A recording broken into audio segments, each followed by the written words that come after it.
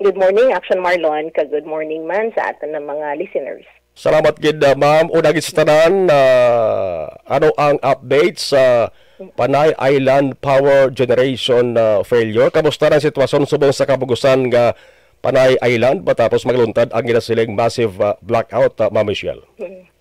So as of yesterday, 12:30, fully energized na ang tanan ng mga electric cooperatives nga naka-experience ang rotating power interruptions dito sa Panay. But silingon ang supply and ang demand ng stable na as of 12:30 kahapon.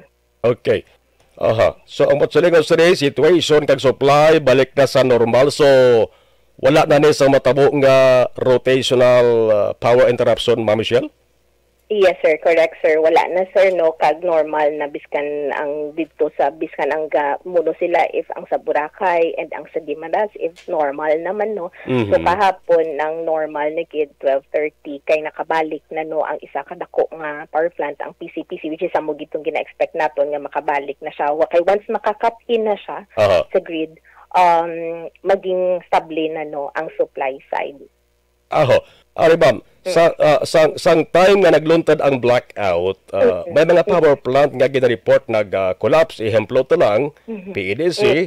Sa inyo monitoring ma'am, wala man sang nahalitan or naapektuhan gid nga power supply?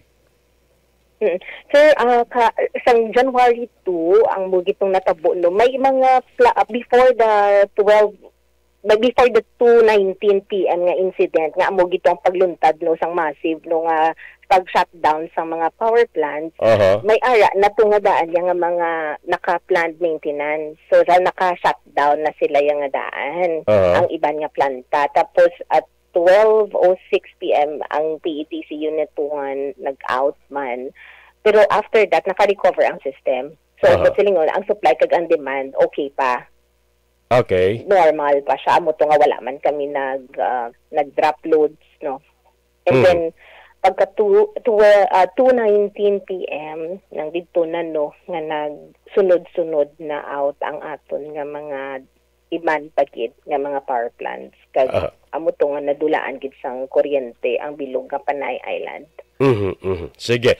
Kabay para ma-resolbar di nga mga issue sa labing madali nga panahon kag ang akon lang kung tani diri kung ano gid ang pinakasolusyon sa sading problema. Ma'am Michelle, mensahe mo sa publiko, mensahe sa NGCP, dala na siyempre ma'am at hindi tayo malikawan, may mga critics, may mga allegation against sa NGCP, hindi tayo malikawan.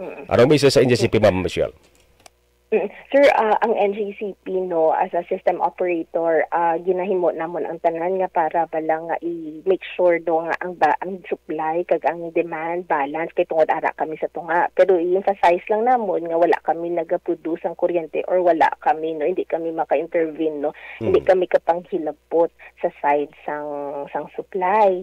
Ang ara lang kung ano lang ang available kag ano lang ang pwede nila mahatag sa NGCP, amo man na siya ang mga ginahatag naton sa mga electric cooperatives.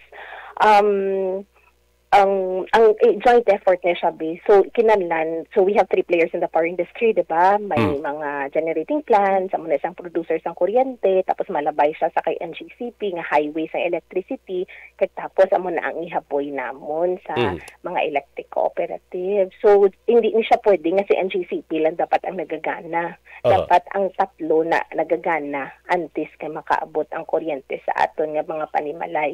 Kag for sure may investigasyon nga matabo, due process man ra gihapon.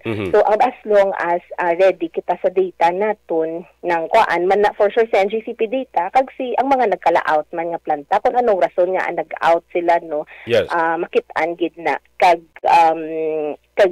after the investigation i-address gid na kung ano ang kinahanglan i-address para hindi na bala matabo ang amo nga insidente sa sunod.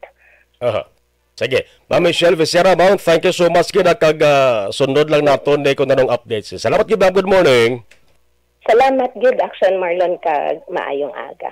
Action Hotline. Ang Public Relation Officer sang NGCP mga kakson sa bagay ko nako